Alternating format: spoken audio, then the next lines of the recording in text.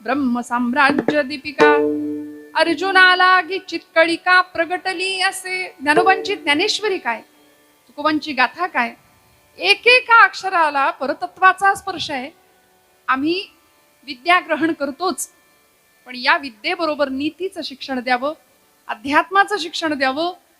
संतांना कायम असं वाटलं की इथला समाज मन, मनगट आणि मेंदू या तीनही बाबतीमध्ये सक्षम असला पाहिजे, तो सजग असला पाहिजे. आणि या मातीमध्ये, या ज्ञानगंगेच्या या प्रवाहामध्ये हे काम केलं जातंय. अतिशय सुंदर पद्धतीने असलेलं हे वातावरण. म्हणून तुकोबरायांच्या या अभंगाचं औचित्य, जगद्गुरु संत श्रेष्ठ श्री तुकोबरायांचा 3 चरणांचा अभंग. एकसारखे शब्द वापरले, पण आम्हाला निष्ठा शिकवली. भक्ताकडे असणारी अंतर्लक्षणं आणि भक्ताची बाह्य लक्षणं या दोन्हीचा सांगोपांग विचार करत तुकोबरायांनी, मग तो देवभक्त असू दे, देशभक्त असू दे किंवा धर्मभक्त, राष्ट्रभक्त असू दे, भक्तांनी नेमकं असावं कसं याचा वस्तुपाठ या अभंगात दिलाय. विठ्ठल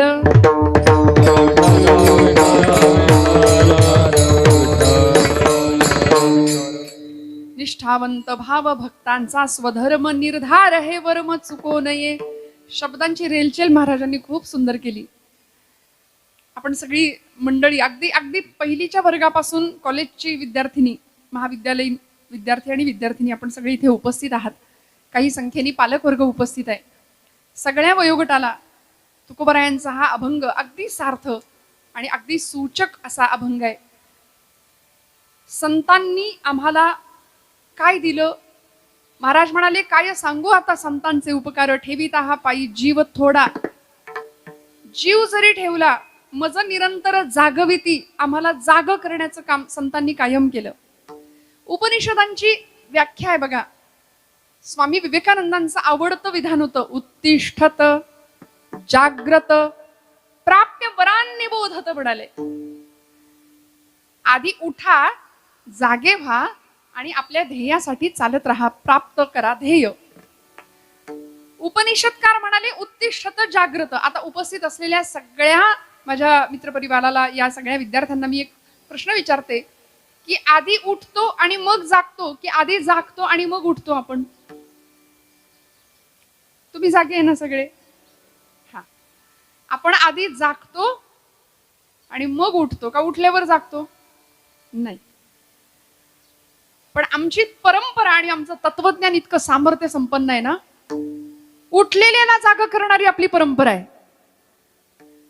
जागल्यानंतर आम्ही उठणारच आहे, उठून चालायला लागणार आहे, पण चालणाऱ्या माणसाला धावायला लावणारी, उठणाऱ्या माणसाला जाग करणारी, म्हणजे खऱ्या अर्थी देहाच्या झोपेबद्दल कुणीच विधानं केली नाहीत.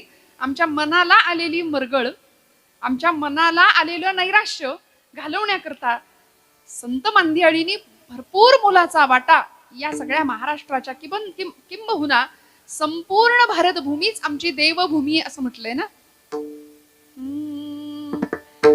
कशा अर्थी देवभूमी आहे? देवतांनी इथं जन्म घेतले, अवतार घेतले, ही देवभूमी आहे. कुठल्याही देवानी तिकडे दुसऱ्या देशामध्ये अवतार घेतलाय असं आपण ऐकलंय, पाहिलंय? आपली पुराणं, आपल्या कथा सगळ्यांना सगळं माहितीये. दशावतार प्रसिद्ध आहेत आपले, 10 अवतार आहेत भगवंतांचे. श्रीमद भागवत महापुराण ग्रंथामध्ये भगवंताचे 24 अवतार सांगितलेत. पण देवानी अवतार घेतले ते या आपल्या भूमीत, म्हणून ही भूमीच देवभूमी आहे. या भूमीचं काळीज आहे अध्यात्म. म्हणून आपण भौतिक प्रगती कितीही करूया, कितीही शिक्षण जरी घेतलं, कितीही भौतिक विकास केला, तरी आमचं बेसमेंट असलं ना अध्यात्माचं, किंवा आमचं जीवन चुकणार नाही. ते संतांना माहिती होतं. म्हणून या देवभूमीमध्ये संत अवतीर्ण झाले, देवच संत रूपाने अवतीर्ण झाले. देवते संत निमित्त त्या प्रतिमा. प्रत्येक कुळात, प्रत्येक जातीत संतांनी अवतार घ्यावा. आणि ही भूमी अशी तशी नाहीये. महाराष्ट्राचे आधुनिक वाल्मिकी गदी माडगुळकर, गदिमा, त्यांचं विधान आहे, त्यांची वाक्य आहेत आणि सगळ्यांच्या परिचयाचे असतील आपल्या. कर्तव्य तक्ष भूमी सीता रघुत्तमाची. काय घडलं या भूमीमध्ये? रामायणे घडावी येथे परादेश स्तन्य प्याला गीताख्य अमृताचे. कुरुक्षेत्रावर धर्मयुद्धामध्ये परमात्मा गोपालकृष्णांनी अर्जुनाला काय सांगितलं? भगवद्गीता सांगितली, ती या भूमीमध्ये सांगितली. अर्जुनाचं निमित्त करून तुम्हाला मला संभ्रांत झालेल्या जीवाला भगवद्गीतेचं तत्वज्ञान गोपालकृष्णांनी दिलं. त्याच भगवद्गीतेवर भाष्य केलं प्राकृतामध्ये संत श्रेष्ठ कैवल्य साम्राज्य चक्रवर्ती ज्ञानोबराय. भावार्थ दीपिका असं त्याला नाव दिलं. अभंग गाथा तुकोबरायांची, समर्थ रामदास स्वामींचा मनोबोध आणि दासबोध, आत्माराम अमृतानुभव, चांगदेव पासष्टी ज्ञानोबरायांची, नामदेव गाथा, नाथांचं अनेक प्रकारचं तत्वज्ञान संत श्रेष्ठ एकनाथ महाराजांचं. या सगळ्या वाङ्मयातनं आम्हाला अत्यंत सुंदर असं रोकडा व्यवहार आणि डोळस अध्यात्म संतांनी आम्हाला शिकवले. बरं, काय आहे अध्यात्म, काय आहे निष्ठा, काय आहे भगवत भक्ती? फक्त गळ्यामध्ये टाळ घ्यायचे आणि टाळ कुठं तासन तास बसायचं म्हणजे भक्ती गाव. संतांना ही भक्ती अपेक्षितच नाहीये. तासन तास मंदिरात देवा पुढं फक्त टाळ कुटत बसणं ही अपेक्षा नाही. म्हणून भागवताचा संदेश आहे, कर्मेव गुरुरीश्वरः, कर्मामध्ये ईश्वर पाहिला. माऊलींनी अशी ओंजळ भगवंताच्या चरणावर वाहिली, अगा सर्वात्मका ईश्वरा, स्वकर्म कुसुमांची वीरा, पूजा केली होय अपारा तोषा लागी. स्वकर्म कुसुम, स्वतःच्या कर्माची फुलं भगवंताच्या चरणावर व्हायची आहेत. किती सुंदर विचार आहे बघा. आपण जे जे कर्म करू ना ते देवाच्या चरणावर व्हायचंय.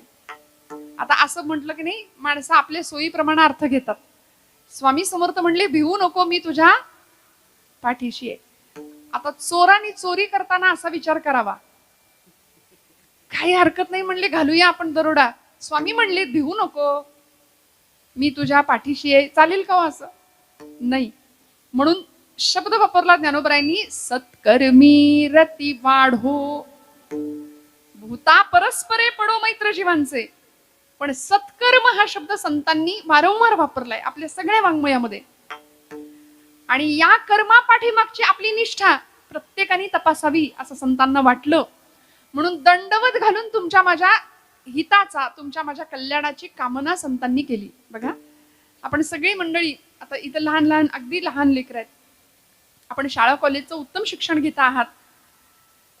मोरोपंत नावाचे एक पंडित साहित्य म्हणजे पंत साहित्यातले कवी होऊन गेले. ते म्हणाले, विद्येनेच मनुजा आले श्रेष्ठत्व या जगा माझी, न दिसे एकही वस्तू विद्येने या असाध्य आहे जी.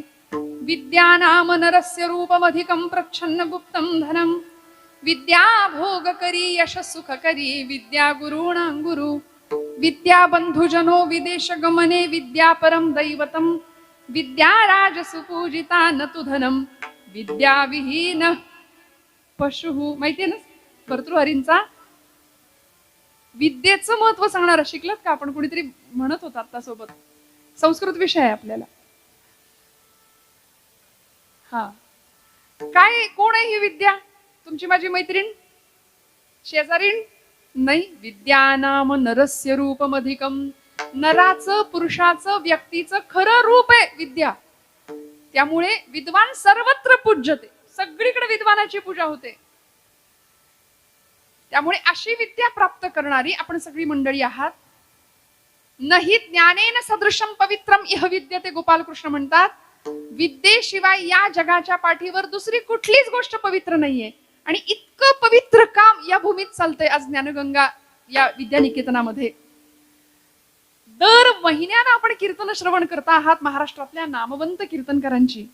विठ्ठल विठ्ठल विठ्ठल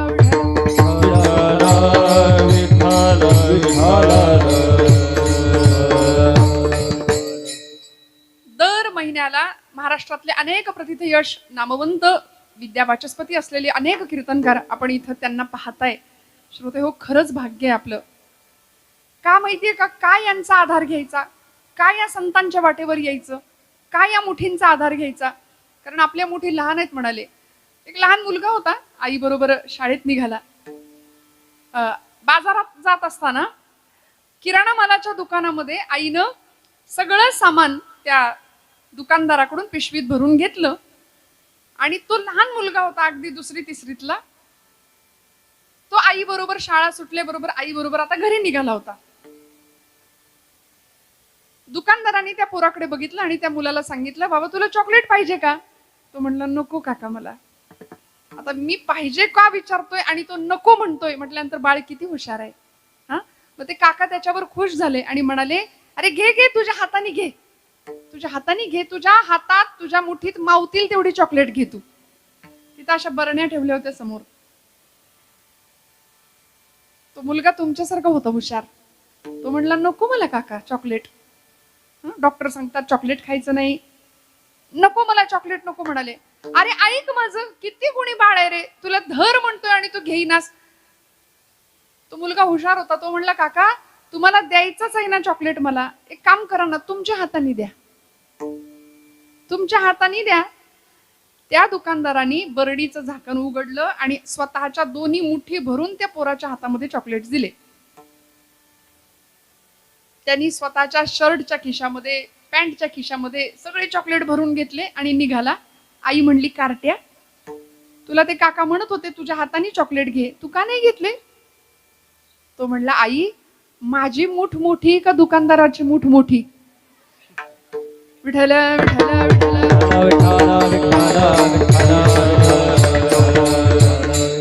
मला काय म्हणायचंय तुम्हाला कळलं.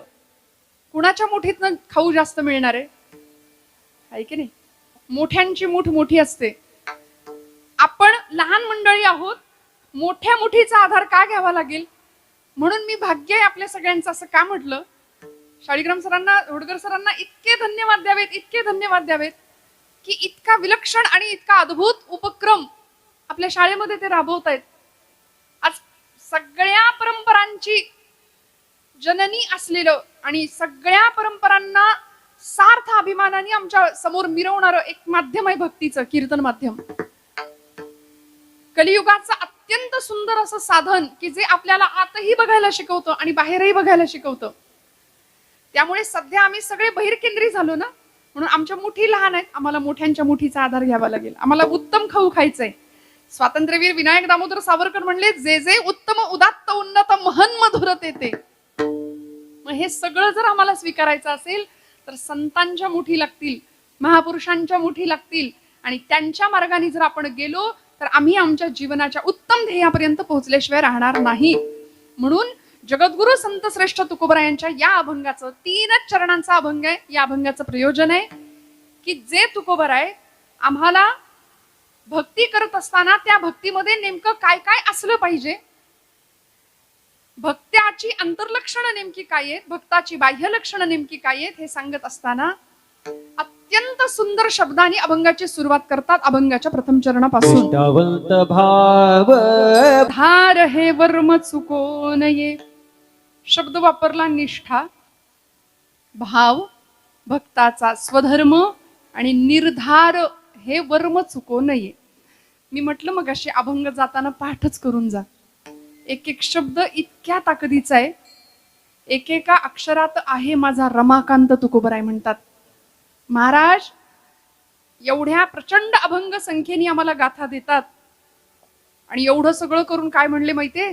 तुका म्हणे मज बोलवितो देव, अर्थ भाव गुह्य तोची जाणे. सगळं माझ्याकडून देवानी करून घेतलं म्हणाले, मी नाही केलं. आपण जरा जरी काही केलं तरी मी केलं म्हणून लगेच आपल्या स्वतःकडे श्रेय घेतो की नाही. देव आम्हाला एरवी नाही आठवत, आम्हाला देव अवघड पेपर दिवशी आठवतो. गणित इंग्रजीचा पेपर म्हणजे मी माझं सांगते, राहू दे तुमचं नाही सांगत, की आपोआप मारुतीच्या देवळाकडे पावलं जायची, आज वाचव बाबा, नाही का. देव आम्हाला संकटात आठवतो, एरवी नाही आठवत. पण संतांनी क्षणाक्षणाला त्याचं स्मरण केलं, क्षणाक्षणाला. प्रचंड निष्ठा भगवंताविषयी, आणि निष्ठा या शब्दाचा अर्थ आहे खर तर श्रद्धा असा जर आपण घेतला तर आचार्य जगद्गुरु शंकराचार्यांनी श्रद्धेची व्याख्या सांगितली, शास्त्रेषु गुरुवाक्येषु अतीव विश्वासः सा श्रद्धा म्हणाले. कशाला श्रद्धा म्हटलं? शास्त्रेषु, शास्त्र प्रमाणावर, वचनावर, गुरुवाक्येषु, स्वतःच्या गुरूंच्या वचनांवरती. आता गुरुनिष्ठा राहिली नाही, गुरूंवर विश्वास राहिला नाही. शास्त्रेषु गुरुवाक्येषु अतीव विश्वासः सा श्रद्धा. श्रद्धेची व्याख्या सांगितली. परत सांगते, श्रद्धा नावाची आपल्यापैकी असलेली कुणी मुलगी नाही. श्रद्धा कशाला म्हणायचं? अंतःकरणामध्ये असलेली अशी भावना आहे की विश्वासाची भावना आहे. आपली श्रद्धा असावी कुणावर? भगवंतावर. आपली श्रद्धा असावी कुणावर? माता पित्यांवर. आपली श्रद्धा असावी कुणावर? आपल्या आचार्यांवर, आपल्या गुरुजनांवरती. मग तिथे असलेला पूर्ण विश्वास, तिला श्रद्धा म्हटलंय. आणि तुकोबरायांनी शब्द वापरलाय निष्ठा.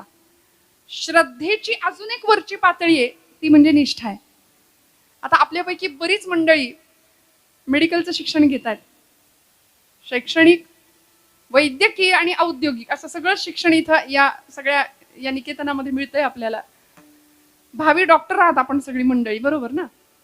मग डॉक्टरवर आमचा फार विश्वास असतो की नाही? आम्ही जर आजारी पडलो तर कधी न आठवणारा तो डॉक्टर नावाचा देव आपल्याला आठवतो. आपण डॉक्टरांकडे जातो, डॉक्टर लिहून देतात प्रिस्क्रिप्शन, ते घेऊन आपण लगेच मेडिकलमध्ये जातो. आपल्याला बऱ्याच जणांना ते अक्षर नाही कळत खरं, पण तरी पण आपण मेडिकलमध्ये जातो, त्यांना ते कागद दाखवतो, लगेच त्या गोळ्या घेतो आणि आपलं घरी येऊन देवापुढे ठेवतो. हळदी कुंकू आपलं रोज व्हायचं त्या गोळ्या औषधांना, बरोबर ना? असं करतो का आपण? नाही करत. आपण ती गोळ्या औषधं, जेवढा कोर्स आपल्याला डॉक्टरांनी सांगितलाय तो सगळा कोर्स आपण घेतो. 4 दिवस, 5 दिवस, 8 दिवस, जे काही असेल ते. ती सगळी औषधं गोळ्या आपल्याला घ्यायची असतात का? आपला डॉक्टरवर विश्वास आहे. आपला डॉक्टरवर विश्वास आहे. मला फरक पडला पाहिजे, मला गुण आला पाहिजे. एखादा अंतराळवीर असतो, तो अंतराळात जातो. सुनीता विल्यम्स, कल्पना चावला सारख्या अंतराळवीर, वीरांगना अंतराळात जातात आणि तिथून सॅटेलाइट्सद्वारे सगळी चित्र आपल्याला उपग्रहांच्या माध्यमातून पाठवली जातात आणि आम्ही ते चित्र पाहतो. मंगळावर अमुक अमुक आहे, चंद्रावर अमुक अमुक आहे, हे आम्हाला खाली बसून कळतं. आम्ही त्यावर काय ठेवतो? जागेत ना आपण त्याच्यावर विश्वास ठेवतो. आपण असं म्हणतो का मी कुठं बघितलंय जाऊन? आपण त्याच्यावर विश्वास ठेवतो. अरे खरंच हे असलं पाहिजे. एखाद्यानी विषाची बाटली आपल्या समोर धरली आणि सांगितलं हे विष आहे बरं का, विष, हे प्यायल्यावर माणूस मरतो, असं जर म्हटलं तर आपण म्हणू हो असेल असेल बाबा. आपण असं म्हणतो का मी कुठं बघितलंय, पिऊन बघू बरं 2 थेंब, मी पिऊन बघतो? नाही, आपण विषावर सुद्धा विश्वास ठेवतो. माझा मुद्दा नीट ऐका. आपण डॉक्टरवर विश्वास ठेवतो, आपण एखाद्या शास्त्रज्ञावर विश्वास ठेवतो. कितीतरी शास्त्रज्ञांनी शोध लावता लावता लावता सुरुवातीला असं कळलं मोठी आकाशगंगा गॅलेक्सी आहे. त्यानंतर असं कळत गेलं एक नाही, अशा अनंत आकाशगंगा आहेत या ब्रह्मांडामध्ये. इन्फिनिट शब्द वापरला, अनंत आकाशगंगा आहेत. आणि आम्ही ज्याच्या सत्तेने हा सगळा व्यवहार चालू आहे त्या एका शक्तीला आमची संत परंपरा काय म्हणते माहितीये? अनंत कोटी ब्रह्मांड नायक. अनंत आकाशगंगा या ब्रह्मांडामध्ये आहेत हे शास्त्रज्ञ आम्हाला सांगतात. पण त्या अनंताचा सुद्धा ब्रह्मांडाचा नायक असलेला जो आहे ना, ती चैतन्य रूपी शक्ती, जिला तुकोबा विठ्ठल म्हणतात, कुणी कृष्ण म्हणतं, कुणी राम म्हणतं, कुणी गणपती बाप्पा म्हणतं, कुणी महाकाली म्हणतं. पण ती चैतन्यमयी शक्ती, तिच्यावर नेमका आमचा विश्वास नाही. आमचा सगळीकडे विश्वास आहे, आमचा संतांवर विश्वास नाही. म्हणून तुम्हा सगळ्यांचं का कौतुक, आपण दर महिन्याला संत विचार ऐकताय मुलांना. खरंच खूप मोठं भाग्य आहे. आणि आपल्यापैकी उगीच जबरदस्तीने कोणी बसत असेल तर आजपासून खरंच ठरवा की हे माझ्या हिताचं आहे, हे माझ्या कल्याणाचं आहे. महिन्यातून 1 दिवस 2 तास मी इतकं सुंदर कीर्तन मला महाराष्ट्रातल्या खूप मोठ्या लोकांकडून ऐकायला मिळतंय, हे माझं अहोभाग्य आहे. नामदेव महाराज म्हणले जन्मोजन्मी आम्ही बहुपुण्य केले, तेव्हा या विठ्ठले कृपा केली. आज आमची पावलं आमच्या लेकरांची, म्हणजे शहरात, तुम्ही आज ग्रामीण भागात असून सुद्धा शहरातल्या लोकांची, मुलांची पावलं इकडं सहजासहजी वळत नाहीत. असा समज असतो की ज्याला काहीच जमत नाही त्यांनी धोतर नेसावं. म्हणजे जे बॅकवर्ड आहेत ना, ज्याला काहीच कळत नाही, अडाणी असतात, त्यांनी ते धोतर नेसतात. पण सर मगाशी मला म्हणाली की इथे या शाळेमध्ये आता विद्यार्थ्यांच्या अंगावर धोतर आणि झब्बा कुर्ता दिसेल, डोक्याला टोपी दिसेल, कपाळाला गंध दिसेल. किती आनंद आहे. आम्ही भारत भूमीचे सुपुत्र आहोत, आम्ही देवभूमीत जन्माला आलो. धन्य भूमी पुण्य देश जेथे वैष्णवांचा वास. किती भाग्यवान आहे. या भरतखंडामध्ये जन्म घ्यायला अनेक जन्मांची पुण्याई लागते आणि आम्ही पुण्यवान आहोत. अशा माता पित्यांच्या, अशा मातीमध्ये आपण जन्माला आलो की जी माती उत्सव प्रिय आहे, उत्साही आहे, संत विचारांनी सिंचित झालेली आहे. पण थोडं पाश्चिमात्यकरणाचं वारं आपल्याकडे आल्यामुळे सगळंच बघ बिघडत चाललं, बदलत चाललं. म्हणून पुन्हा एकदा नव्याने आज पुन्हा एकदा या सगळ्याचं बीजारोपण म्हणजे सुसंस्कृत आणि सुसंघटित व्हावं, एकत्रित यावं, इतक्या सुंदर पद्धतीने विचारांचा एक आचारांचा परिपाक तयार व्हावा, इतक्या सुंदर पद्धतीने हातात घेतलेलं हे असिधाराव्रत. संतांची हीच तर अपेक्षा आहे तुमच्या माझ्याकडून. दुसरं काय हवंय संतांना सांगा ना. बरं, दंडवत घालून कामना केली आणि आम्हाला सांगितलं खरा भक्त कसा असतो, त्या भक्ताची लक्षणं काय असतात. निष्ठावंत भाव. भक्ताकडे सगळ्यात पहिली असावी ती निष्ठा. कुठली निष्ठा, कसली निष्ठा. सध्या निष्ठा हा शब्द तुम्हाला सगळ्यांना माहितीये, मी काही नव्याने सांगत नाहीये. वापरून वापरून गुळगुळीत केलाय शब्द हा. पण तुकोबरायांनी ज्या वजनाने शब्द वापरला ना निष्ठा, त्याचा अर्थ खूप वेगळा आहे. आम्ही इतका शब्द वापरला, इतका वापरला, उठसूट हा शब्द आम्ही वापरू लागलो. देशनिष्ठा, पतिनिष्ठा, गुरुनिष्ठा, अजून धर्मनिष्ठा, आपल्या कामावरची निष्ठा, अजून सांगू का पक्षनिष्ठा.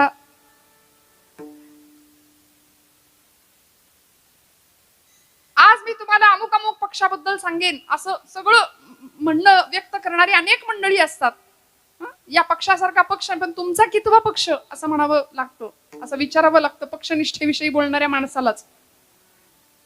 निष्ठा शब्द वापरून गुळगुळीत केला, पण तुकोबरायांची निष्ठा काय होती माहितीये.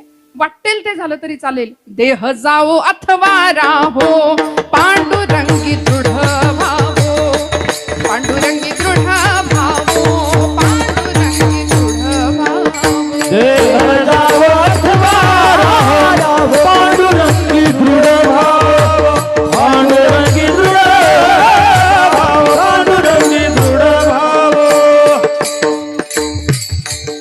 नामदेव महाराज म्हणले देह जावो अथवा राहो, पांडुरंगी दृढ भावो.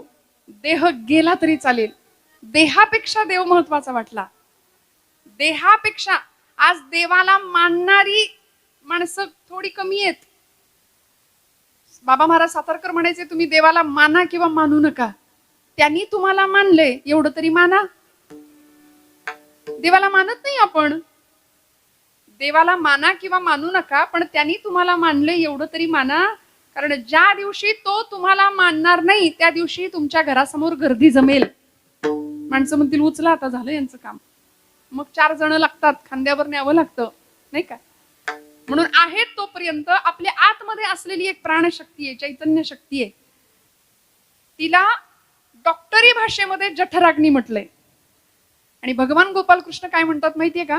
अहम वैश्वानरो भूत्वां प्राणिनां देहमाश्रिताः. जेवायला बसलात की पहिली अन्नाची आहुती जाते कुठं, त्या अग्नीला. आतमध्ये अग्नी आहे की नाही सांगा डॉक्टर मंडळी, आहे की नाही अग्नी आतमध्ये. मग आतमध्ये अग्नी आहे, तो प्रज्वलित आहे, तो पेटलेला आहे, म्हणून आपल्याला भूक लागते. आणि आपल्याकडे परंपरेने एक श्लोक म्हणायला शिकवलाय. भोजन करताना आपल्याकडे श्लोक म्हणायची पद्धत आहे. तुम्ही म्हणता का सगळे. कुठला म्हणता.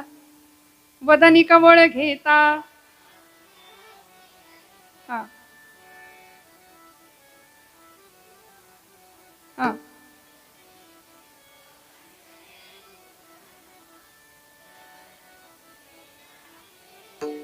वा. रघुवीर समर्थ. बरोबर. आता इथं काय आपल्या सुरुवात नाही करायची, काही वाढलेलं नाहीये. तुम्ही छान श्लोक म्हटला.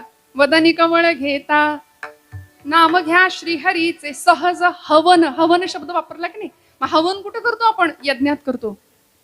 हवन यज्ञात केलं जातं. परिणाम काय होतो. हे यज्ञ कर्मच आहे. आपण जेवतो, आपल्याला भूक लागते, आतला अग्नी प्रदीप्त होतो, प्रज्वलित होतो, म्हणजे आपण ती अन्नाची आहुती पोटात घेतो, त्या यज्ञात टाकतो जठराग्नीमध्ये. कुठपर्यंत ही वरची आहुती आहे, जोपर्यंत आतला अग्नी पेटलेला आहे. एकदा का आतला अग्नी थंड झाला की मग बाहेरचा अग्नी असतो. लोक म्हणतात उचला.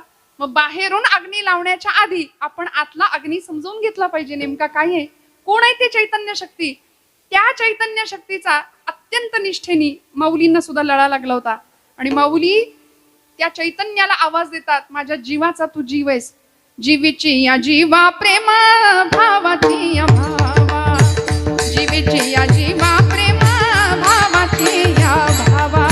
जीवित या जीवा प्रेमा भावाची या भावा जीवीची या जीवा प्रेमा भावाची या भावा तुझा वासुनी केशवा तुझा वासुनी केशवा अनुनावडे जीवे अनुसरणी अजुनी कानये जीवे अनुसरणी अजुनी कानये तुझं वाचनी केशवा तुझं वाचनी केशवा अनुनावले जीवे अनुसरणे अजुनी कानये जीवे अनुसरणे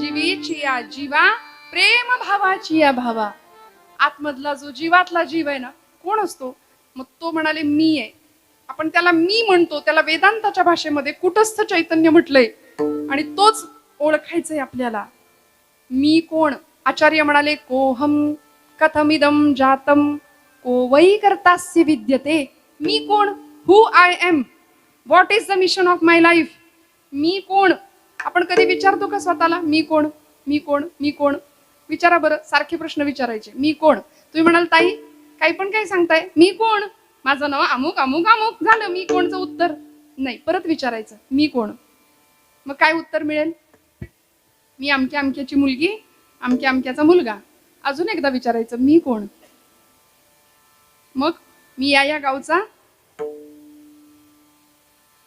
परत एकदा विचारायचं मी कोण महाराष्ट्र राज्य आहे माझं मी कोण मी भारताचा नागरिक आहे मी कोण असं करता करता करता आपल्याला काय उत्तर मिळेल माहितीये का अहम ब्रह्मास्मी मी ब्रह्म आहे मी तो आहे मी भगवंताचा अंश आहे मी त्याचंच एक रूप आहे म्हणून माणसाचा भगवंताकडे जाणारा एक प्रवास झाला पाहिजे तुम्हाला एक गोष्ट सांगते परवा गणपती उत्सव आता आपल्याकडे पार पडला गणपतीची एक छान मूर्ती एक शिल्पकार घडवत होता दगडातनं मूर्ती घडवण्याचं काम चालू होतं आणि ओबड धोबड असे टोकेरी पडलेले तिथं दगड होते आणि तो मूर्तिकार त्या दगडातनं मूर्ती घडवत होता गणपती बाप्पाची अतिशय सुंदर मूर्ती घडवली पण ती मूर्ती पाहिली आणि माझ्या मनात एक प्रश्न आला मी आपलं त्यांना विचारून टाकलं म्हटलं काका एवढी सुंदर माझ्या गणपती बाप्पाची मूर्ती त्या इतक्या ओबड धोबड दगडातनं तुम्ही केलीच कशी माझा आपला वेड्यासारखा प्रश्न होता पण ते म्हणले तुमच्या भाषेत सांगू का म्हटलं सांगा ते म्हणाले त्या दगडामध्ये आधीच मूर्ती होती त्या दगडामध्ये आधीच गणपती बाप्पाची मूर्ती होती फक्त त्या मूर्तीला नको असलेला भाग मी छिन्नी आणि हातोड्याच्या साह्याने काढून टाकला आतमध्ये मूर्ती आपोआप तयार झाली मग मग मला कळलं अरे छिन्नी हातोड्याचा घाव करी दगडाचा देव खाई दैवाचे तडाखे त्याचं माणूस आहे नाव आमचा देवत्वाकडचा जर प्रवास व्हायचा असेल आमच्या निष्ठा जर पक्क्या व्हायच्या असतील ना तर आम्हाला सुद्धा अनेक प्रकारचं सगळं घाव सोसावे लागतील त्या दगडाला तो मूर्तिकार ठोकतोय घासतोय तासतोय कोरतोय आणि शेवटी तीच हत्यारं त्याच मूर्ती समोर ठेवून प्रार्थना करतो त्वम ब्रह्मास्त्वम रुद्रस्त्वम अग्निस्त्वम मग तो दगड नाही राहत तो देव बनतो तसे आमची निष्ठा पक्की असेल ना तर आमचाही प्रवास मनुष्यत्वाकडून देवत्वाकडे झाल्याशिवाय राहत नाही तुकोबरायांची निष्ठा इतकी पक्की होती वाटेल ते झालं तरी चालेल तुटो हे शरीर फुटो हे मस्तक नामाचा गजर सोडू नये महाराज म्हणतात समाजाने दिलेला सगळा छळ हसत हसत सहन केला या मंडळींनी का हो निष्ठा पक्क्या होत्या निष्ठावंत भाव भक्तांचा स्वधर्म निर्धार हे वर्म चुको नये अनेक प्रकारचे भाव शास्त्रकारांनी सांगितलेत दास्य भाव आहे सख्य भाव आहे शांत भाव आहे वात्सल्य भाव आहे आणि माधुर्य नावाचा एक भाव आहे मग या सगळ्या भावांवर आरूढ असलेला जो खरा भक्त असतो ना त्याची निष्ठा किती पक्की असावी त्रिभुवन भागवतकार म्हणाले वाटेल ते झालं तरी चालेल आकाश कोसळलं तरी त्या आकाशावर त्या कोसळलेल्या ढिगावर मी उभा राहीन असे महापुरुष म्हणत होते मग ते लोकमान्य टिळक असू दे स्वातंत्र्यवीर सावरकर असू दे भगतसिंग राजगुरू सुखदेव अनंत कान्हेरे हे सगळे भगवद्गीता हातात घेऊन फासावर गेले वंदे मातरम हा महामंत्र होता त्यांचा निष्ठा पक्क्या होत्या वाटेल ते झालं तरी चालेल देह गेला तरी चालेल पण तरी सुद्धा आम्ही आमचा मार्ग नाही सोडणार निर्धार हे वर्म चुको नये आणि मग हे सगळं असताना भक्ताकडे अजून कुठल्या गुणांचा उहापोह किंवा समावेश असला पाहिजे. तुकोबराय अभंगाच्या दुसऱ्या चरणात सांगतात, निष्काम निश्चळ विठ्ठली निष्काम निश्चळी विठ्ठली विश्वास, पाहो नये वास आणि कांची. एकदा एका मार्गावरनं चालायचं ठरवलं ना, तर आमच्याकडे निष्कामता असली पाहिजे. आम्ही सध्या सगळं काम सकाम वृत्तीने करतो ना, मला काय मिळेल हा प्रश्न असतो प्रत्येक वेळी. हे केलं तर मला काय मिळेल, ते केलं तर मला काय मिळेल. पण संतांची आणि भक्तांची खरी भक्ती ही निष्काम होती, सकाम नाही. निश्चळ मनाची अवस्था न ढळणारी, चंचलम ही मन कृष्ण प्रमाथी बलवत दृढम, अशा मनाला उपमा दिल्यात अर्जुनानी. हे मन अत्यंत चंचल आहे देवा. बघा ना, तुम्ही सगळे कीर्तनात आहे, पण खरंच कीर्तनात आहात का? आहात का? तुम्ही देहाने कीर्तनात बसलाय, मन आहे का? खरं सांगा. इथं सगळीकडे फिरतय, सगळीकडे फिरतय. भूक लागलीये, सगळीकडे मन आमचं फिरत असतं. बर, लहानपणापासून आम्ही इतकं काय काय ठरवतो, याव करीन, त्याव करीन, असं करीन, तसं करीन. पण बोलाची कडी आणि बोलाचा भात राहतो की नाही आपला. नुसतंच बोलतो आपण, करत काहीच नाही. पण या पाठीमागे अवस्था कशी असली पाहिजे? दृढ मन, निश्चळ मन, निष्काम अवस्था आणि भगवंतावर नितांत विश्वास, गुरूंवर नितांत विश्वास, माता पित्यांवर नितांत विश्वास. या संत मांदियाळीचा, महापुरुषांचा तसा विश्वास होता. म्हणून तर एक एक महापुरुष घडले. श्रोते हो, योद्धा संन्यासी असं ज्यांचं वर्णन केलं जातं, असे ज्यांनी शिकागो धर्म परिषद गाजवली आणि विश्वबंधुत्वाचा संदेश सबंध जगभर पसरवला, असे स्वामी विवेकानंद. 5 वर्षाचे होते, लहान होते, पण काय अवस्था होती बघा ना, काय संस्कार होते. वयाच्या 5व्या वर्षी आपल्या बाळाचा वाढदिवस, म्हणजे नरेंद्र लहान, त्यांचं लहानपणीचं नाव. वाढदिवसा दिवशी सगळा मित्र परिवार जमला होता आणि एकमेकांमध्ये चर्चा सुरू झाल्या. ए, तू कोण होणार रे मोठेपणी? तू मोठेपणी कोण होणार? आपण काय सांगता, उत्तर देता? माझे वडील डॉक्टर आहेत, मी डॉक्टर होणार. माझे वडील इंजिनियर आहेत, मी इंजिनियर होणार. मी अमुक होणार, मी तमुक होणार. असे सगळे जण उत्तर देत होते. आणि या पठ्ठ्याने उत्तर दिलं, मी घोडा चालवणारा टांगेवाला होणार आहे. नरेंद्राने उत्तर काय दिलं? मी घोडा चालवणारा टांगेवाला होणार आहे. सगळे हसले. वडील याचे वकील विश्वनाथ बाबू दत्त, कलकत्ता हायकोर्टाचे सुप्रसिद्ध वकील, आणि यांचा पोरगा टांगेवाला होणार. सगळे हसले. पण वडील आपल्यासारखे होते बरं का. म्हणजे काही वडील असे असतात, त्याला कानफटात लावली असती लगेच की तुझा बाप वकील आणि तू टांगेवाला होणार. पण वडिलांनी त्यामागचं कारण समजून घेतलं, कारण तो इंग्रजांचा काळ होता. वडील इंग्रजांचा सूटबूट घालत होते आणि कोर्टात जायचे. तो काही नरेंद्राला पटत नव्हता, आवडत नव्हता. ज्या घोड्याच्या गाडीत बसून जायचे, आता तुम्ही उत्तरेकडे जर गेलात ना, तर ती घोडागाडी, तिला बग्गी असं नाव आहे. आणि तो बग्गी हाकणारा एक असतो ना, त्याला कोचमन असं नाव आहे, तो टांगेवाला. लाल बुंद त्याचा तो पोशाख असतो, पेहराव असतो. हातामध्ये असा लगाम, हातात चाबूक, घोड्यावर मारला की घोडा भरधाव वेगाने पुढे जायचा.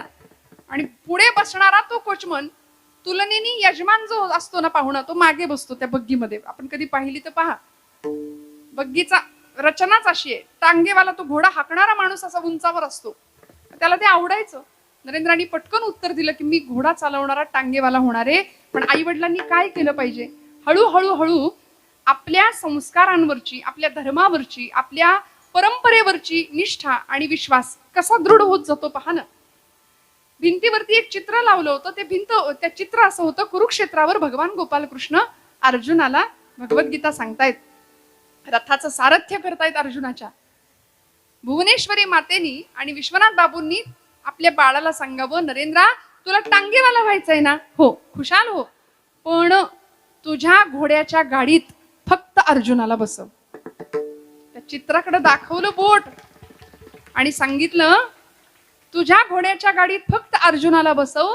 अर्जुनाचं सारथ्य करणाऱ्या गोपाळ कृष्णासारखा सारथी हो माझ्या राजा. हा संस्कार लहान वयामध्ये केला. आणि हळूहळू तुम्ही कधी वाचलं तर नक्की वाचा स्वामी विवेकानंदांचं चरित्र. स्वामीजी म्हणतात की पाश्चात्य शिक्षणाचा प्रभाव आमच्यावर होता आणि हळूहळू आमचा देव भोळेपणा नष्ट व्हायला लागला. आम्ही देव मानेनासे झालो. आमच्या निष्ठा गुळगुळीत झाल्या. आमची देवावर, धर्मावर निष्ठा नाही राहिली. कारण पाश्चिमात्य लोक इथे यायचे, इंग्रज लोक इथे यायचे आणि भारतातल्या सगळ्याच प्रथा, परंपरा, देव, धर्म हे सगळं खोटं आहे म्हणायचे, थोतांड आहे हे सगळं असं म्हणून आमची स्टिंगल करायचे. आमचा राष्ट्राभिमान स्वतःच्या टाचेखाली या लोकांनी तुडवायला सुरुवात केला. आणि खरंय मंडळी, फक्त इंग्रज आले का हो? कोण कोण आले? डच आले, शक आले, हून आले, पोर्तुगीज आले, इंग्रज आले. 150 वर्ष इंग्रजांनी राज्य केलं. मुघल आले, अनेक सुलतानी आक्रमण या भूमीवरती झाली. आणि एवढ्या वर्षानंतर या सगळ्या लोकांनी इथलं सगळं नेण्याचा प्रयत्न केला, लुटून सगळं नेलं. रिकाम्या आगबोटी भरून आले होते इंग्रज, सगळं नेण्याचा प्रयत्न केला आणि आमचा राष्ट्राभिमान सुद्धा स्वतःच्या टाचेखाली तुडवून टाकलाय. बर, इतक्या वर्षानंतर इतक्या स्वाऱ्या होऊन अक्षरशः या लोकांनी नालंदा तक्षशिला सारखी विद्यापीठ होती, 6-6 महिने पुस्तकं जळत होती, जाळून टाकली विद्यापीठ आमच्या इथली शिक्षण संस्था. आणि गुरुकुल पद्धतीचं शिक्षण होतं भारतामध्ये. ती गुरुकुल पद्धती नामशेष केली, पुस्तकं जाळली. आणि इथं भारतीयांवर जर राज्य करायचं असेल तर म्हणाले आता इंग्रजी शिक्षण किंवा कॉन्व्हेंट शिक्षण आणायचं. म्हणून बघा, इंग्रजी शिक्षणाला नकार नाहीये. उत्तम इंग्रजी भाषा आम्हाला आलीच पाहिजे, इंग्रजी शिक्षण आमच्याकडे असलंच पाहिजे. पण त्याचबरोबर आमच्या परंपरा, आमची संस्कृती, आमचा सनातन धर्म हे सगळं आम्हाला कधी कळणार? याकरता कीर्तन आहे बरं का, याकरता कीर्तनाचं प्रयोजन आहे. विठ्ठल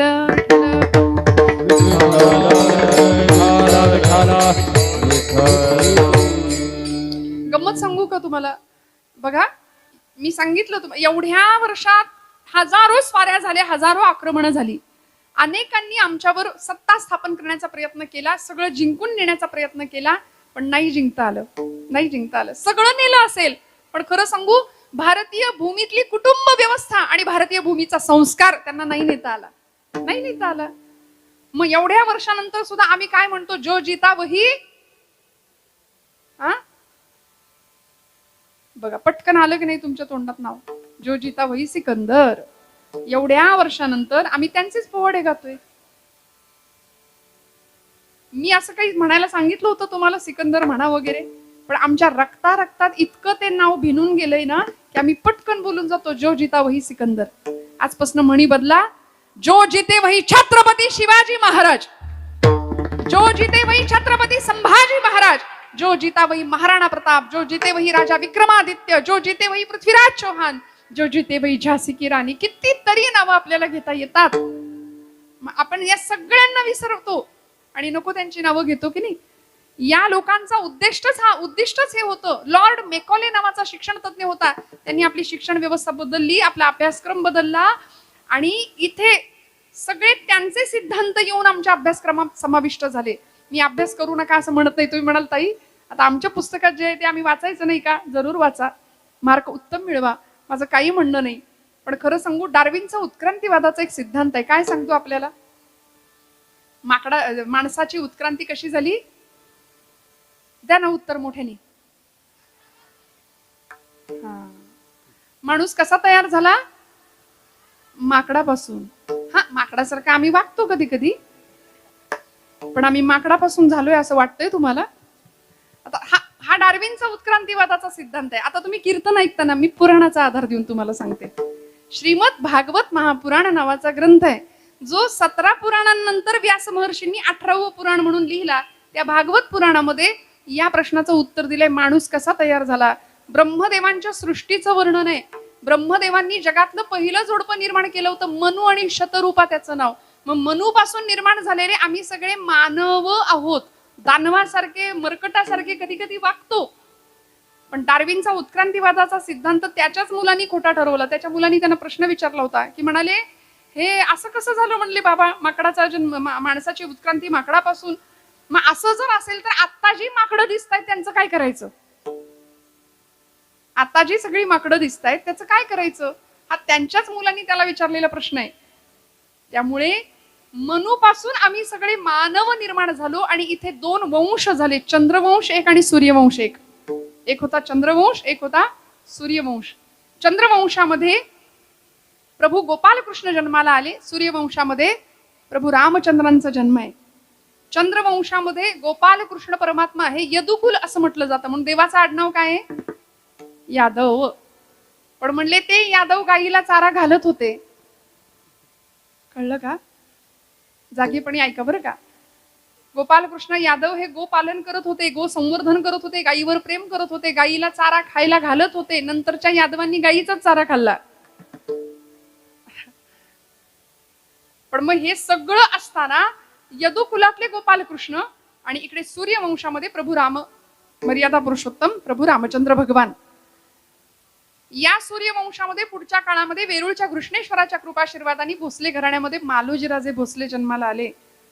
त्यांच्या पोटी जन्म झाला शहाजीराजे भोसल्यांचा. इकडे चंद्रवंशामध्ये लखुजीराजे जाधव, सिंदखेड राजाचं एक घराणं होतं जाधवांचं, म्हणजे यादवांचेच जाधव झाले. त्या जाधवांच्या घराण्यामध्ये लखुजीराजे जाधवांची एक मुलगी होती जिजाऊ, ज्या महाराष्ट्राच्या राजमाता, राष्ट्रमाता जिजाऊ साहेब आणि छत्रपती शहाजीराजे भोसले यांचा विवाह होतो. चंद्रवंश सूर्यवंश एकत्र येतात आणि या भूमीला एक शककर्ता राजा, स्वराज्य निर्माता छत्रपती शिवाजी महाराज मिळून जातात. हे या भूमीचं सार्थक आहे, हे या भूमीचं वैभव आहे. म्हणून आमचे वारसदार राम आहे, आमचे पूर्वज राम, कृष्ण, छत्रपती शिवाजी आणि छत्रपती संभाजी माकडं नाहीत. एवढं डोक्यात पक्क ठेवा बरं का. त्यांचे आम्ही वंशज आहोत, त्यांचे आम्ही वारसदार आहोत. मग तुकोबरायांना आम्हाला हेच सांगायचंय, या सगळ्या मंडळींनी जे एक गोष्ट आम्हाला करायला शिकवली ती आम्हाला निष्ठेने करावी लागेल, अत्यंत विश्वासाने करावी लागेल. धर्माचे पालन, धर्माचे पालन, धर्माचे पालन, धर्माचे पालन, करणे पाखंड खंडन, करणे पाखंड खंडन, करणे पाखंड खंडन, करणे पाखंड खंडन, करणे पाखंड खंडन, धर्माचे पालन, करणे पाखंड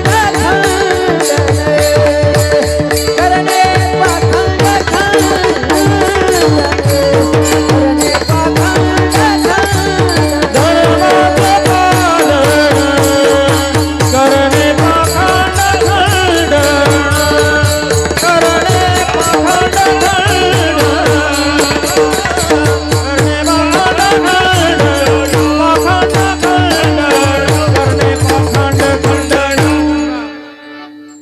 धर्मनिष्ठा शिकवली, धर्म पालन करायला शिकवलं. भगवंतांचं कार्य आहे, विनाशाय च दुष्कृताम, दुष्टांचा नाश व्हावा, धर्माची पुनर्संस्थापना व्हावी आणि समाजामध्ये नीतीचं दर्शन सगळ्यांना व्हावं. यासाठी आमचा प्रयत्न असला पाहिजे. मी स्वामीजींचं उदाहरण सांगत होते मगाशी. ज्या स्वामीजींनी अगदी लहान वयामध्ये विवेकानंदांनी पाश्चात्य शिक्षणाचा प्रभाव ज्यांच्यावर पडला आणि ते म्हणायला लागले, चरित्रात सांगतात की आम्ही नास्तिक बनायला निघालो, आम्ही देवाला मानायला तयार नाही. मग भेटेल त्याला विचारायचं, देवाला पाहिलंय का, देवाला पाहिलंय का. कुणी बैरागी, संन्यासी, साधू, सत्पुरुष एखादा दिसला की त्याला विचारायचं, तुम्ही देव पाहिलाय का, तुम्ही देव पाहिलाय का. कुठेच उत्तर मिळत नव्हतं. आणि पहिल्यांदा आयुष्यात या प्रश्नाचं उत्तर देणारी व्यक्ती समोर भेटली गुरु स्वरूपामध्ये. कोण हो? रामकृष्ण परमहंस. रामकृष्णांच्या समोर नरेंद्र स्वामी विवेकानंद उभे आहेत. रामकृष्ण परमहंसांकडे पाहिलं आणि पहिला आपला ठेवणीतला प्रश्न विचारला, तुम्ही देवाला पाहिलंय का. रामकृष्ण परमहंस शांतपणे उत्तर दिलं, हो. तुला कसं पाहतोय तसा देवाला पाहिलाय. मग हुरळून नाही गेले, मला दाखवाल का. लगेच दुसरा प्रश्न तयार होता. म्हणाले, मला दाखवाल, मला दाखवाल. रामकृष्ण परमहंस म्हणाले, हो, मला जसा पाहतोयस ना तसा तुला देवाला दाखवेन. मग कलकत्त्याला बोलावून घेतलं दक्षिणेश्वराला आणि मग तिथे प्राथमिक अवस्थेपासून सगळी तयारी करून घेतली. ध्यानधारणा, योग, प्राणायाम या सगळ्या सिद्धी प्राप्त झाल्या. तेव्हा निर्विकल्प समाधीचा अनुभव दिला आणि मग देव दिसला. हा अनुभव विवेकानंदांनी घेतला. परिव्राजक अवस्थेमध्ये भारत भ्रमण केलं. 3 वर्ष स्वामी विवेकानंदांनी कन्याकुमारीला गेले आणि तिथे स्मारक आहे आज भारताच्या दक्षिणेला. 72 तास ध्यानावस्थेमध्ये एका खडकावर जाऊन बसले. एक खडक खुणावत होता. नावाड्याला विचारलं, मला त्या खडकावर सोडतोस का. तो नावाडी म्हणला, पैसे लागतील. स्वामीजी म्हणाले, माझ्या खिशात पैसे नाहीयेत पण माझ्या बाहूंमध्ये बळ आहे. घेतली समुद्रामध्ये उडी आणि तो खडक गाठला. 3 दिवस 3 रात्री त्या खडकावर बसून साधना केली.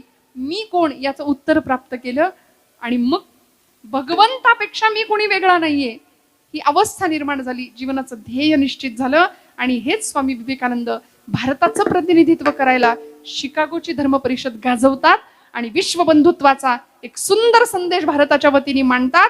अमेरिकेतल्या माझ्या बंधू आणि भगिनींनो म्हणून सगळे एका सूत्रात घेतलं आणि भगवंताचं जे तत्वज्ञान आहे, ईश्वर सर्वभूतानां हृद्देशेर्जुन तिष्ठती भ्रामयन् सर्वभूतानि यंत्रारूढानि मायया, हे विलक्षण तत्वज्ञान मांडलं. मला सांगा ना, हा विश्वास असावा लागेल, ही निष्ठा असावी लागेल. नामदेव महाराज म्हणले ना, आपण प्रमाण ऐकलं, देह जावो अथवा राहो पांडुरंगी दृढ भावो.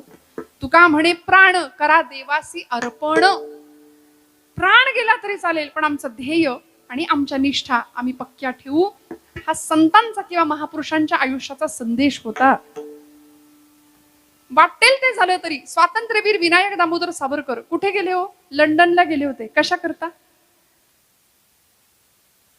अलीकडे पुस्तक वाचनाची परंपरा किंवा प्रथा कमी झाली, वाचन संस्कृती कमी झाली, म्हणून आध्यात्मिक लायब्ररी आज पाहिलं मी, दर्शन घेतलं. आम्ही वाचायला तयार नाही. एका मुलाला मी विचारलं होतं, तू वाचतोस का रे चांगलं काही? तुम्ही वाचता का काही चांगलं चुंगलं, काही एखादं पुस्तक, काही अवांतर वाचन करता का? शालेय अभ्यासाव्यतिरिक्त काही वाचता का? तो म्हणाला, ताई व्हॉट्सअपवरचे मेसेज इतके असतात, म्हणले तेच संपत नाही वाचून, इतकं वाचतो. आता अलीकडे ते एक विद्यापीठ चांगलं आहे व्हॉट्सअप, आहे की नाही? तेच संपत नाही म्हणाले. म्हटलं तू खरंच काही वाचत नाही? नाही म्हणले, नाही वाचत. म्हटलं आता तू वाचत नाही. विठ्ठल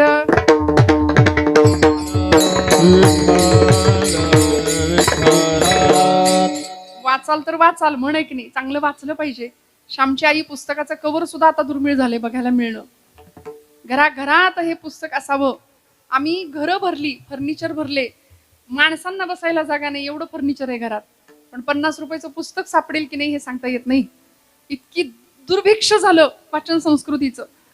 मग त्या श्यामच्या आईनी काय संस्कार केले होते? साने गुरुजी काय सुंदर आठवण सांगतात. तो आंघोळ करून ज्यावेळी श्याम बाहेर येतो मोरीतनं, बाथरूम मधून ज्यावेळी तो बाहेर येतो, त्यावेळी आईला सांगतो, आई तुझा पदर खाली पसर, माझ्या पायाला घाण लागेल, माझ्या पायाला माती लागेल. त्यावेळी आई सांगते, श्याम पायाला घाण लागू नये म्हणून जेवढा जपतोस, तेवढी मनाला घाण लागू नये म्हणून जप माझ्या राजा, आयुष्यभर.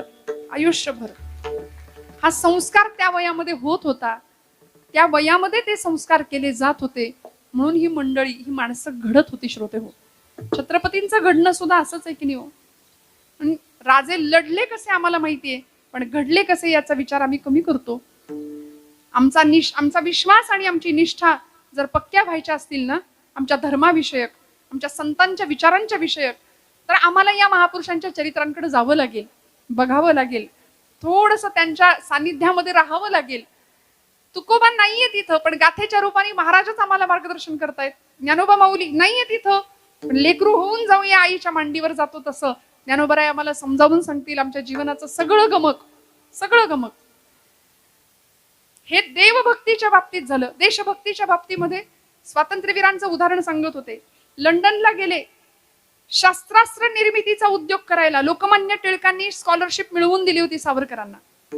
काळजी करू नका म्हणाले, मी जातो. श्यामजी कृष्ण वर्मा आणि लोकमान्य टिळक या दोघांनी सावरकरांना आग्रह केला, विलायतेला जा, बॅरिस्टर होण्याच्या निमित्ताने जा. पण तिथं जाऊन शस्त्र निर्मिती केली सावरकरांनी. बोटींच्या माध्यमातून बंदुकी आणि बॉम्ब, पिस्तूल आणि बॉम्ब पाठवलं भारतामध्ये क्रांतिकारकांचा लढा आपल्या सगळ्यांना माहितीये. खुदिराम बोस नावाचा एक क्रांतिकारक होता, त्यांनी बंगालमध्ये बॉम्बचा पहिला धडाका केला. सगळं इंग्रज सरकार हादरलं होतं. बॉम्ब आला कुठून? भारतात तर शस्त्र नाहीच आहे, शस्त्र निर्मितीचं ज्ञान नाही, तंत्रज्ञान नाही. अनंत कान्हेरे नावाचा एक क्रांतिकारक होता, जॅक्सन नावाच्या इंग्रजी अधिकाऱ्याची त्यांनी नाशिकच्या प्रांतामध्ये हत्या केली. आपण सगळं हे वाचता ऐकता इतिहासामध्ये आहे ना की नाही? आहे ना आपल्याला अभ्यासक्रमात. मग अनंत कान्हेरे नावाच्या एका 20 वर्षीय तरुणाकडे पिस्तूल येतं कुठून, हा सगळ्या भारत भूमीला प्रश्न पडतो. आणि इंग्रज सरकार हादरून जातं की भारतात पिस्तूल आलं कसं. मग खटला चालवला जातो, शोध घेतले जातात आणि सावरकरांना पकडून आणलं जातं त्या जहाजामधनं घालून भारतामध्ये. आणि जहाजातनं भारतात येत असताना त्या जहाजातून सावरकरांनी मध्य समुद्रामध्ये टाकलेली उडी ही जगप्रसिद्ध आहे, जगविख्यात आहे. काय निष्ठा होती हो. मी मरेन, मी संपेन हे कळत नव्हतं का त्यांना? कशासाठी गेले होते? बॅरिस्टर व्हायला गेले होते, स्वतःचा संसार सुखाने करता आला असता, पण या लोकांनी स्वतःच्या संसाराची चुलबुळकी फोडली आणि राष्ट्राचा प्रपंच केलाय. सावरकरांनी मध्य समुद्रामध्ये उडी घेतली. काही इंग्रजी अधिकाऱ्यांनी त्यांना पकडलं, पुन्हा जहाजात घालून भारतात आणलं. भारतामध्ये खटला चालला आणि ब्रिटिश सरकारने सावरकरांना शिक्षा फरमावली, 50 वर्ष अंदमानची काळ कोठडी. अंदमानच्या तुरुंगामध्ये 50 वर्ष राहायचं. सावरकरांना इंग्रजांनी सांगावं, इथून पुढची 50 वर्ष म्हणजे 1960 सालापर्यंत तुम्हाला काळ कोठडीत राहावं लागेल. पण सावरकर होते. त्यांनी प्रश्न विचारला इंग्रज अधिकाऱ्याला त्या कोर्टामध्ये, आर यू शुअर 1960 साली तुम्ही मला सोडणार, पण are you sure that Britishers will rule India up to 1960? 1960 सालापर्यंत तुम्ही आमच्या देशावर राज्य कराल याची खात्री आहे का तुम्हाला? याला म्हणायचं देशनिष्ठा. काय निष्ठा होत्या, प्राण सर्वस्व अर्पण करण्याची तयारी होती सावरकरांची. त्या ब्रायटनच्या समुद्र किनाऱ्यावरती पांढरी सहा द्या, पांढरी सहा.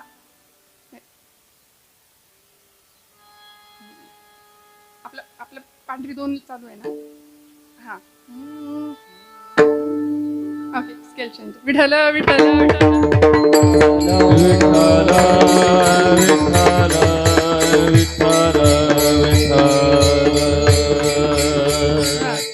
काय सांगत होते समुद्राला? ब्रायटनच्या समुद्र किनाऱ्यावरती सावरकर उभे होते. तुकोबरायांनी हेच तत्वज्ञान मांडलंय. बरं, माझी निष्ठा आणि माझा निर्धार कसा पक्का असला पाहिजे? रणांगणावर निघालेला एखादा शूर असतो ना, तसा माझा निर्धार भगवंता तुझ्या प्रती असला पाहिजे. माझी निष्ठा, भक्ताची निष्ठा ही भगवंताप्रती अशी असली पाहिजे. सगळं मिळणं आणि कीर्तनात हे गायला मिळणं हे माझं भाग्य आहे. या मुलांसमोर विठ्ठल.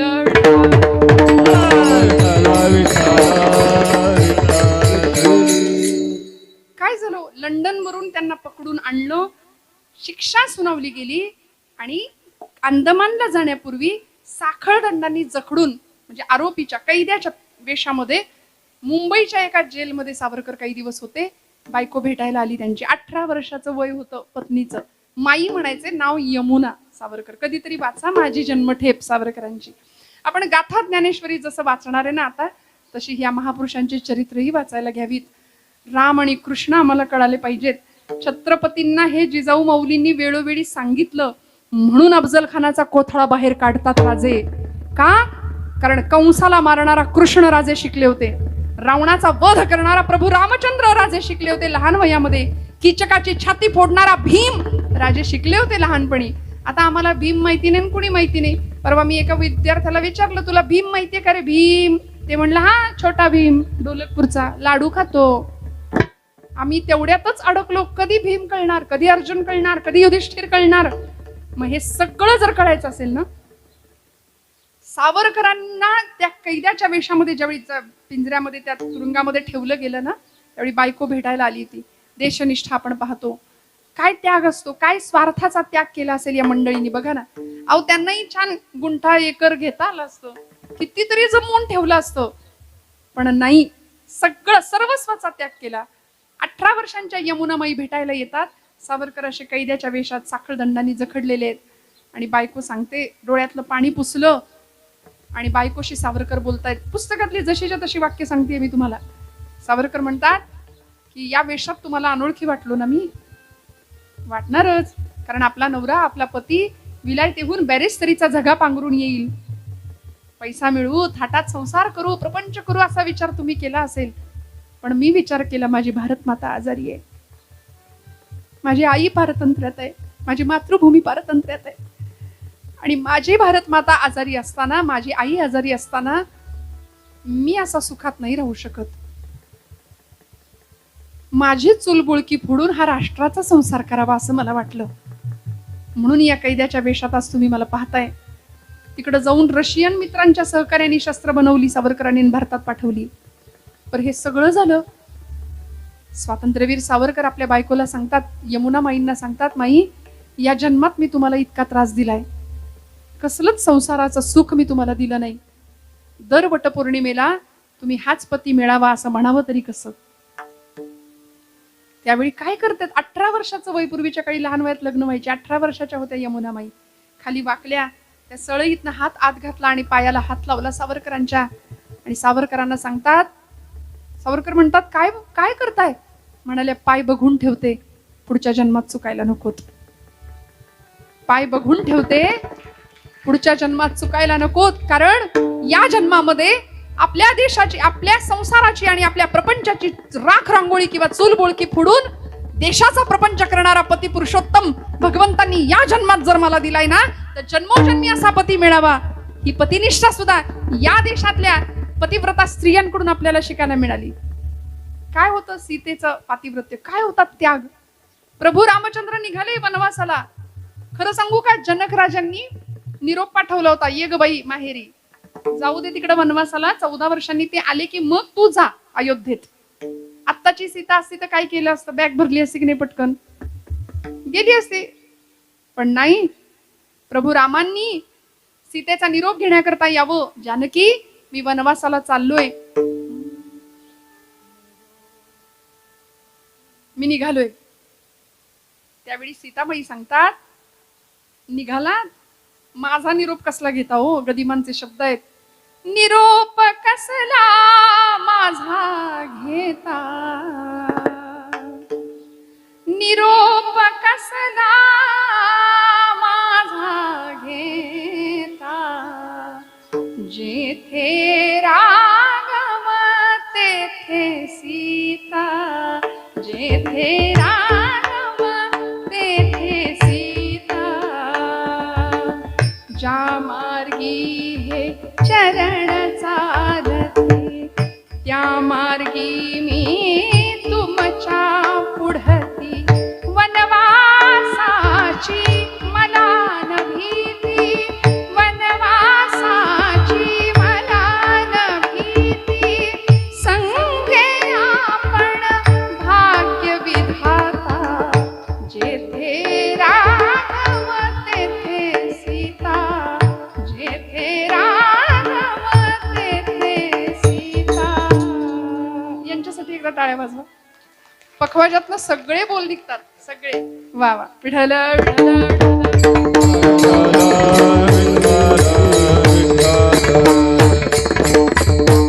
हा त्याग आहे, हा स्वार्थाचा त्याग आहे. एखादा शूर रणांगणामध्ये जातो आणि माघारी परतून सुद्धा पाहत नाही, तसा या देशाचा सैनिक सुद्धा बघा ना, सेवेवरती जातो. निष्ठा काय असते, मला असं वाटतं सीमेवर आपली लेकरं पाठवणाऱ्या माता पित्यांचं काळीज सुद्धा वाघाचं असावं लागतं. ते असतं म्हणून आपली लेकरं सीमेवर पाठवतात. मग जाणारा जवान जसा मागे परतून पाहत नाही ना, तसं धैर्य आणि तसा निर्धार, तसा विश्वास, तशी निष्ठा आणि तसा विश्वास भगवंता माझ्याही इकडे असला पाहिजे. रणी निघता शूर न फिरे माघारी, रणी निघता शूर न फिरे माघारी, निघता शूर न फिरे माघारी, निघता शूर न फिरे